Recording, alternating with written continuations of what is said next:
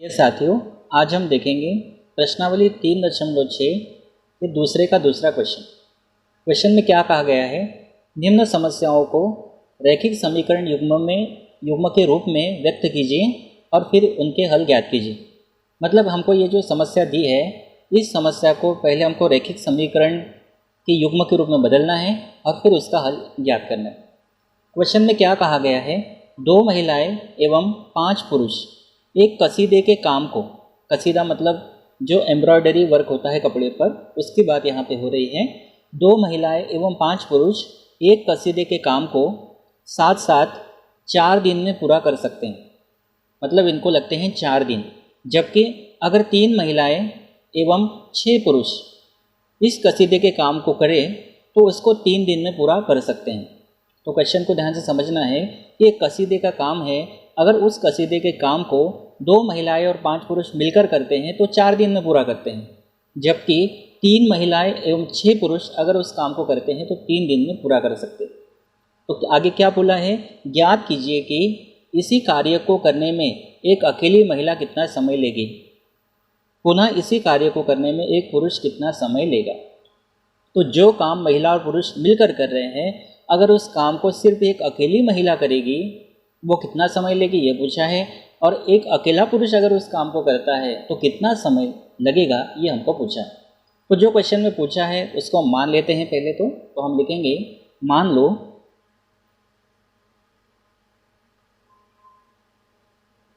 कसीदे के कार्य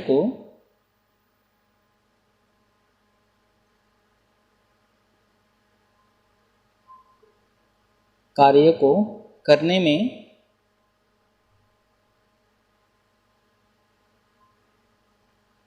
एक महिला या एक अकेली महिला कह सकते हैं, एक महिला X दिन का समय लगाती है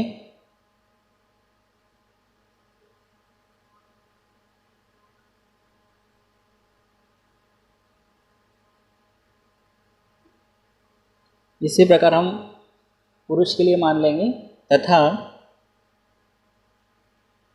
कसीदे के कार्य को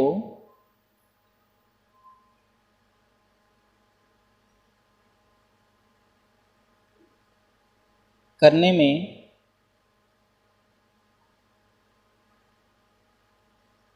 एक पुरुष Y दिन का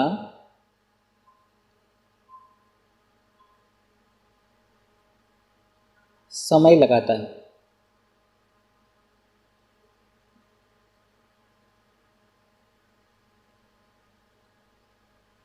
अब देखिए, यहाँ पे समझने वाली बात है कि क्वेश्चन में हमको क्या हमने माना है कि एक कसीदे के कार्य को अगर एक अकेली महिला करते तो 1 दिन का समय लगाती है। तो कोई कार्य अगर किसी महिला को या पुरुष को करना है, एक काम है, एक काम को अगर करने में, एक कार्य को करने में अगर 1 दिन का समय लगाती है तो 1 दिन में कितना कार्य होगा, 1/x। किसी कार्य को करने में कोई महिला 1 दिन का समय लगाती है, 1 दिन का, तो 1 दिन का कार्य होगा 1/x। उसी प्रकार से कसीदे के कार्य को करने में एक पुरुष Y दिन का समय लगाता है, तो उसका 1 दिन का कार्य कितना होगा, 1/y। बात को समझना है, थोड़ा अंडरस्टूड करना पड़ेगा। तो जैसे उदाहरण के लिए मान लीजिए कि कोई महिला है या कोई पुरुष है, किसी काम को करने में 2 दिन का समय लगाते हैं। उदाहरण के लिए 2 दिन का समय लगाते हैं। एक रफली आपको बता देता हूँ, एक कार्य को करने में कोई महिला या पुरुष 2 दिन का समय लगाते हैं, तो 1 दिन में कितना कार्य होगा, 1/2 आधा कार्य होगा। तो हम क्या करेंगे कि जो कार्य है, हमको जो कार्य करना है, जितने दिन है उसका भाग देना है और 1 दिन का निकालना है।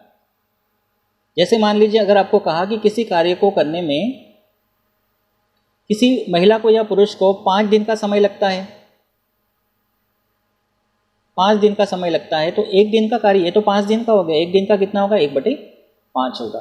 तो हमको यहाँ पे क्या करना है, 1 दिन में इसको कन्वर्ट करना है। बहुत ध्यान से इस बात को समझिए। तो पहले हम 1 दिन में इसको कन्वर्ट करके क्वेश्चन को हल करते हैं। तो ये तो एक महिला का 1 दिन का कार्य है, 100 दिन का समय लगा रही है कार्य को करने में, और पुरुष Y दिन का समय लगा रहे हैं, तो हम महिला का एक दिन का कार्य निकाल लेते हैं। देखो, अतः महिला का एक दिन का कार्य, एक दिन का कार्य, तो कैसे करेंगे? एक दिन का कार्य निकालना है तो एक बटे कितना समय लगा रही है? x दिन, तो ये बटे में आएगा। एक बटे x काम करेगी वो एक दिन में। जैसे मैंने कहा ना कि एक कार्य को करने में अगर 2 दिन लगते हैं तो एक दिन में 1/2, 5 दिन लगते हैं तो एक दिन में 1/5, वैसे x दिन लगते हैं तो एक दिन में 1/x। ठीक है, इसी प्रकार हम निकाल लेते हैं पुरुष का एक दिन का कार्य कितना होगा? एक दिन का है बटे कितने दिन में वो पूरा करता है पुरुष? y दिन में, तो यहाँ आ जाएगा y। मतलब जितने दिन है ना उसको एक के बटे में रखना है और एक दिन का हमको इसको निकाल लेना है। तो इस तरह से हमने निकाल लिया महिला का एक दिन का कार्य 1/x और पुरुष का एक दिन का कार्य 1/y। ठीक है, अब चलते हैं प्रश्नानुसार।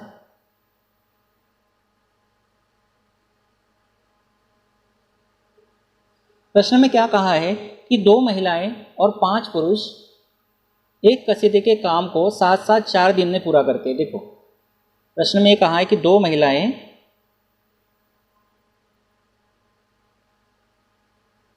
और 5 पुरुष कसीदे के काम को करते हैं कितने दिन में? 4 दिन में पूरा करते हैं, दोनों मिलकर करते हैं। प्लस अब देखो 2 महिलाएं यहाँ पे बोला गया है तो एक महिला का है, ये एक महिला का कह सकते हो आप, एक महिला का, एक पुरुष का। एक महिला का एक दिन का कार्य 1/x है तो 2 महिला का कितना होगा? 1/x प्लस 1/x मतलब 2/x। उसी प्रकार 5 पुरुष का बोला है तो एक पुरुष का एक दिन का कार्य 1/y, दूसरे का भी 1/y, तीसरे का भी 1/y, चौथे का भी 1/y, पांचवें का भी 1/y, मतलब 5/y। और यह 4 दिन है तो इसको भी आपको, ये 4 दिन का है तो उसको एक दिन के इसमें कन्वर्ट करना पड़ेगा। तो कैसे करते हैं हम? एक दिन का निकालने के लिए जितना दिन है एक में उतने का भाग दे देते हैं। जैसे 5 दिन है 5 का भाग दिया, वैसे यहाँ पे देंगे हम एक में 4 का भाग। 4 दिन का है तो एक दिन में 1/4। ठीक है, तो इस तरह से इसको कन्वर्ट कर लिया। अब इसको नाम देंगे समीकरण नंबर 1। पुनः प्रश्नानुसार क्या बोला है प्रश्न में कि 3 महिलाएं एवं 6 पुरुष इसको 3 दिन में पूरा कर सकते हैं। जो कसीदे का कार्य है उसको 3 महिलाएं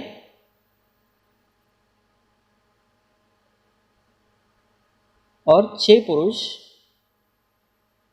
अगर मिलकर कार्य को करते हैं कसीदे के तो वो 3 दिन में पूरा कर सकते हैं। तो एक महिला का एक दिन का कार्य 1/x है तो 3 महिला का होगा 3/x, सिंपली लिख सकते हैं। प्लस एक पुरुष का एक दिन का कार्य 1/y है तो 6 पुरुष का 6/y।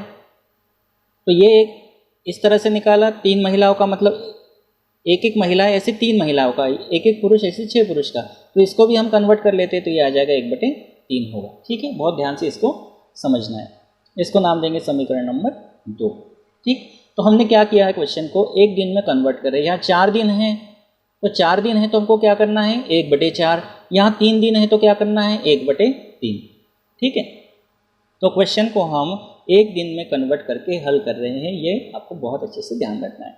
अब हमारे पास 2 समीकरण मिल गए तो इसको हम ऐसा भी लिख सकते थे। देखो यहाँ पर मैं इसको लिख के दिखा देता हूँ। इसको लिख सकते थे 2 को बाजू में तो यहाँ आएगा 1/x प्लस 5 को बाजू में लिखेंगे तो यहाँ हो जाएगा 1/y बराबर 1/4। समीकरण एक ही है। इसको हम क्या लिख सकते हैं, 3 को बाजू में लिखेंगे तो 1/x बचेगा प्लस 6 को बाजू में लिखेंगे तो यहाँ बचेगा 1/y और बराबर 1/3। ये आपका समीकरण 2 ही है। ठीक है, एक ही बात है, इसको कहो या इसको कहो, आप इसको दे दीजिएगा। जब आप कॉपी में नोट करेंगे तो इसको समीकरण 1 और इसको समीकरण 2 दे देना। अब ये जो है समीकरण 1 और समीकरण 2 ये हमारा रैखिक समीकरण के रूप में नहीं है, इसको हमको रैखिक समीकरण में बदल कर हल करना है। तो उसके लिए क्या करेंगे, देखो 1/x यहाँ पर भी 1/x यहाँ पर भी, इसको हम सिंपली p मान लेंगे और 1/y है तो इसको हम q मान लेंगे। तो हम लिखेंगे माना 1/x बराबर p तथा 1/y बराबर q। तो आगे बढ़ाते इसको, इसीलिए समीकरण 1 से ये है 2, 1/x को हमने p माना है, प्लस 5q बराबर 1/4। ठीक है, इस तरह से हम लिख सकते हैं। अब ये जो 4 है, इस 4 का तिर्यक गुणा कर लेते हैं, तो दोनों में गुणा होगा। 4 का गुणा 2 में करेंगे तो 4 दूनी 8p प्लस 4 पंचे 20q बराबर 1। 4 का तिर्यक गुणा किया है, इसको नाम देते हैं समीकरण नंबर 3। इसी प्रकार समीकरण 2 से यह है समीकरण 2, तो यहाँ आएगा 3, 1/x की जगह p प्लस 6q बराबर 1/3। यहाँ 3 का तिर्यक गुणा कर लेते हैं। तिर्यक गुणा कहिए या पूरे समीकरण में 3 का गुणा करेंगे, तो यहाँ 3 का गुणा होगा, यहाँ 3 का गुणा होगा, यहाँ 3 से 3 कट जाएगा। तो तिर्यक गुणा कर लेते हैं, तो 3 तिया 9p प्लस 3 छिंग 18q बराबर 1। 3 का तिर्यक गुणा किया, ऐसा आप मान के चल सकते हैं। समीकरण नंबर 4। ठीक है, अब समीकरण 3 और 4 को हमको हल करना है। किसी भी विधि से आप हल कर सकते हैं, तो हम इसको हल कर लेते हैं विलोपन विधि से। तो हम लिखेंगे, अब देखो यहाँ पे एक काम हमको करना पड़ेगा। यहाँ पे p या q दोनों में से किसी एक के गुणांकों को बराबर करना है। तो p का गुणांक यहाँ 8 है और p का गुणांक यहाँ 9 है। अगर इस समीकरण 3 में अगर हम 9 का गुणा कर दें, तो यहाँ हो जाएगा 9 8 72p, और इस समीकरण में अगर 8 का गुणा कर दे तो 8 9 72p, मतलब p के गुणांक बराबर हो जाएंगे। तो हम क्या करेंगे, समीकरण 3 में 9 का गुणा, समीकरण 4 में 8 का गुणा, और दोनों के चिन्ह समान हैं तो हम घटाएंगे। तो हम लिखेंगे यहाँ पर विलोपन विधि द्वारा।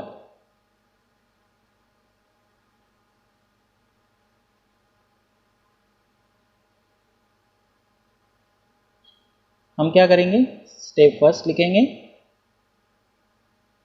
समीकरण 3 में कितने का गुणा, 9 का, और समीकरण 4 में 8 का गुणा करेंगे और घटाएंगे। तो देखते हैं कैसे हल करना है इसको। तो यहाँ पे हम गुणा करेंगे 9 का, तो 9 का गुणा 8 में करेंगे तो 9 8 72p प्लस 9 दूनी 18 यानी 180q बराबर 9 एकम 9। यहाँ गुणा करेंगे, समीकरण 4 में 8 का गुणा करना है, 8 9 72p प्लस 18 का गुणा 8 में करेंगे तो 8 8 64 के 4 हासिल के 6, 8 एकम 8 और 6 14, 144q बराबर 8 एकम 8। घटाना है, चिन्ह बदलेंगे यहाँ पर, इसका चिन्ह हो जाएगा माइनस, ये प्लस का होगा माइनस और ये प्लस का माइनस होगा, इससे ये कैंसिल हो जाएगा। इसको हल करते हैं, इसका चिन्ह प्लस है, इसका माइनस है, तो घटाएंगे, 10 में से 6 गए 4 गए 6 हासिल का 1, 8 में से 5 गए 3, यहाँ आएगा 0, यहाँ q बराबर 9 में से 8 गया 1। इस तरह से कितना मिला, 36q बराबर 1। तो q का मान यहाँ से कितना आ जाएगा, 1/36। ये q का मान आ गया। अब इस q के मान को हम समीकरण 3 या समीकरण 4 में रखकर p का मान ज्ञात कर लेते हैं। तो हम लिखेंगे स्टेप सेकंड, q का मान समीकरण हम रख देते 4 में। 4 में रखने पर,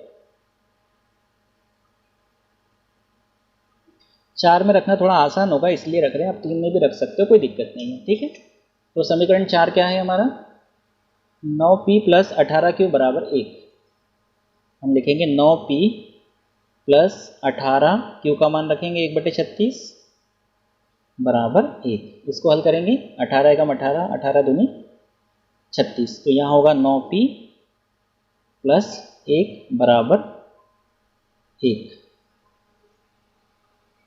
यहाँ आएगा 1/2, 1/2 आएगा। इसको आगे हल करते हैं, तो 9p बराबर 1 है, ये इधर जाएगा तो माइनस 1/2 होगा। आगे हल करेंगे इसको, 9p बराबर, देखो सिंपली आप समझ सकते हैं, 1 में से आधा गया तो आधा बचेगा, आप एलसीएम निकाल के भी कर सकते हैं। तो p बराबर 9 गुना में है, बटे में जाएगा, तो यहाँ आएगा 2 गुना 9, तो p बराबर आएगा 1/18। तो इस तरह से हमारे पास p का मान आ गया, q का मान आ गया। अब ये p और q के मान हमने जो माना था उसमें रखेंगे। 1/x को हमने p माना था और 1/y को हमने q माना था। तो हम लिखेंगे इसीलिए 1/x बराबर p तथा 1/y बराबर q। इनके मान रख देते हैं। 1/x बराबर p का मान 1/18 तथा 1/y बराबर q का मान कितना है 1/36। तिरक गुणा कर लेते हैं। 18 एकम 18 बराबर x तथा 36 एकम 36 बराबर यहाँ आएगा y। यहाँ हम इसको पलट के लिख सकते हैं। x बराबर 18 तथा y बराबर 36। तो x और y के मान हमारे पास आ गए। और हमने क्या माना था, हमने किसको माना था, कसीदे के कार्य को करने में एक महिला 100 दिन का समय लगाती है और x का मान कितना आया 18। इसी प्रकार कसीदे के कार्य को करने में एक पुरुष y दिन का समय लगाते हैं, मतलब y का मान कितना आया 36। तो हम लास्ट में क्या लिखेंगे, अतः कसीदे के कार्य को करने में